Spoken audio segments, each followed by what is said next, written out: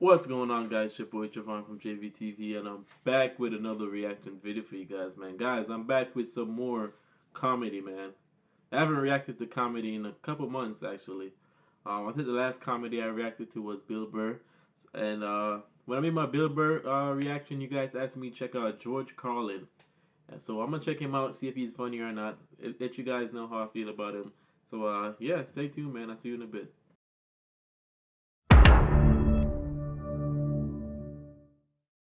Alright guys, so I'm back again, man. You already know what time it is. I gotta put the headphones on. I got this video pulled up, man. This is George Carlin. Religion is bullshit. So let's jump right to it, man. But in the bullshit department, a businessman can't hold a candle to a clergyman. Because I gotta tell you the truth, folks. I gotta tell you the truth. When it comes to bullshit, big time, major league bullshit, you have to stand in awe of the all-time champion of false promises and exaggerated claims, religion. No contest. No contest. Religion easily has the greatest bullshit story ever told. Think about it. Religion has actually convinced people that there's an invisible man living in the sky who watches everything you do every minute of every day. And the invisible man has a special list of 10 things he does not want you to do. And if you do any of these 10 things, he has a special place full of fire and smoke and burning and torture and anguish where he will send you to live and suffer and burn and choke and scream and cry forever and ever till the end of time. But he loves you. Alright, man, so I'm gonna pause it right here. I think that people want something to believe in, man. People need someone to believe in. It's his opinion if he thinks it's bullshit or not. A lot of people, like myself, I don't think it's bullshit. I think there's a creator up above. But, man, you can't knock people's religion, you know what I'm saying? People believe in what they want to believe in. He loves you. He loves you and he needs money. He always needs money. He's all powerful, all perfect, all knowing, and all wise. Somehow, just can't handle money. Alright, man, so I'll pause it right here again. That money thing, hey, this is the reason why I don't go to church no more, man. Like, some of those pastors, the only thing they care about is money, man. Like, you've seen some of those multi-millionaire pastors, they're actually smart businessmen, man. Because these people just pouring all their hard-earned money towards a pastor. Pastor be driving brand new cars. The church members still riding the bus. Man, it's just a scam. Most pastors, man, just scamming people out of their money, man. Religion takes in billions of dollars, they pay no taxes, and they always need a little more. Now, you talk about a good bullshit story. If I start a business, holy shit. Thank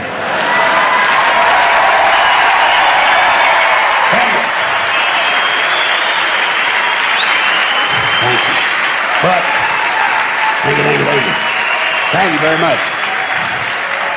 But I want you to know something. This is sincere. I want you to know, when it comes to believing in God, I really tried. I really tried. I tried to believe that there is a God who created each of us in his own image and likeness, loves us very much, and keeps a close eye on things.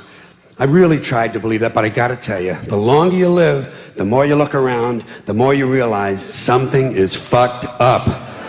Something is wrong here. War, disease, death, destruction, hunger, filth, poverty, torture, crime, corruption, and the ice-capades. Something is definitely wrong. This is not good work. If this is the best God can do, I am not impressed. Results like these do not belong on the resume of a supreme being. This is the kind of shit you'd expect from an office temp with a bad attitude. And just between you and me, in between you and me, in any decently run universe, this guy would have been out on his all-powerful ass a long time ago. And by the way, I say this guy because I firmly believe, looking at these results, that if there is a God, it has to be a man. No woman could or would ever fuck things up like this.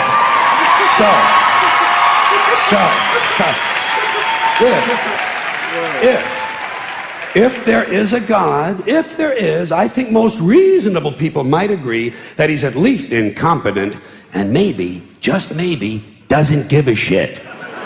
Doesn't give a shit, which I admire in a person and which would explain a lot of these bad results. So rather than be just another mindless religious robot, mindlessly and aimlessly and blindly believing that all of this is in the hands of some spooky, incompetent father figure who doesn't give a shit, I decided to look around for something else to worship, something I could really count on. And immediately, I thought of the sun. Happened like that. Overnight, I became a sun worshiper. Well, not overnight, you can't see the sun at night. But first thing the next morning, I became a sun worshiper. Several reasons. First of all, I can see the sun, okay? Yeah. Unlike some other gods I could mention, I can actually see the sun. I'm big on that. If I can see something, I don't know, kind of helps the credibility along, you know?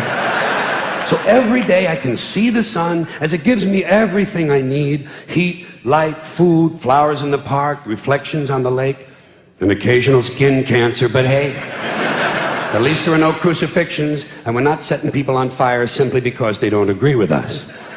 Sun worship is fairly simple. There's no mystery, no miracles, no pageantry, no one asks for money, there are no songs to learn, and we don't have a special building where we all gather once a week to compare clothing. And the best thing about the sun, it never tells me I'm unworthy.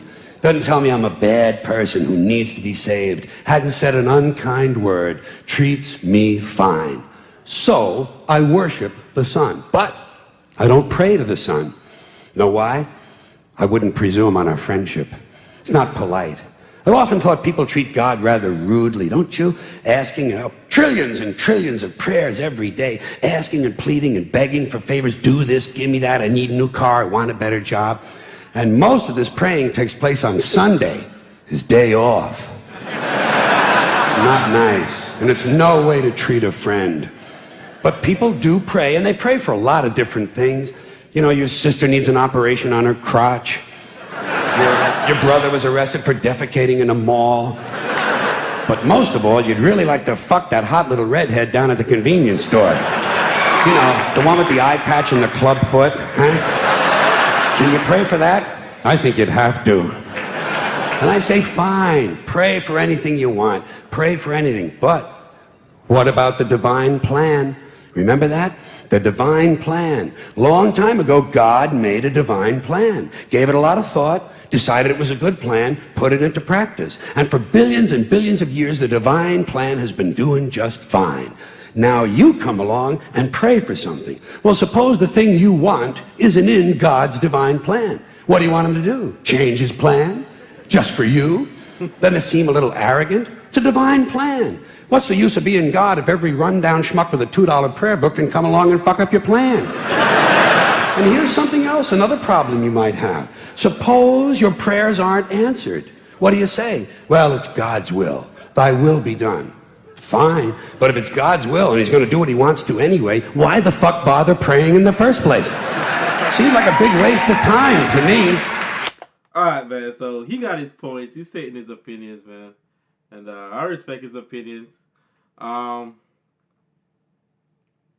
Do I agree with some of the stuff he's saying? Yeah, I agree with some of the stuff he's saying, man. But hey, so some of the stuff he's saying, man, it's just true, like awfully funny, man. Some church members, like they just want to compare and compete against each other on Sundays, man. And some pastors, all they care about is money, man. Get your money. But yeah, let's go ahead and keep playing it, man. Couldn't you just skip the praying part and go right to his will? It's all very confusing. So to get around a lot of this, I decided to worship the sun. But as I said, I don't pray to the sun. You know who I pray to? Joe Pesci. Joe Pesci. Joe Pesci. 2 reasons. First of all, I think he's a good actor, okay? To me, that counts. Second, he looks like a guy who can get things done. Joe Pesci doesn't fuck around. Doesn't fuck around. In fact, Joe Pesci came through on a couple of things that God was having trouble with. For years, I asked God to do something about my noisy neighbor with the barking dog. Joe Pesci straightened that cocksucker out with 1 visit. It's amazing what you can accomplish with a simple baseball bat.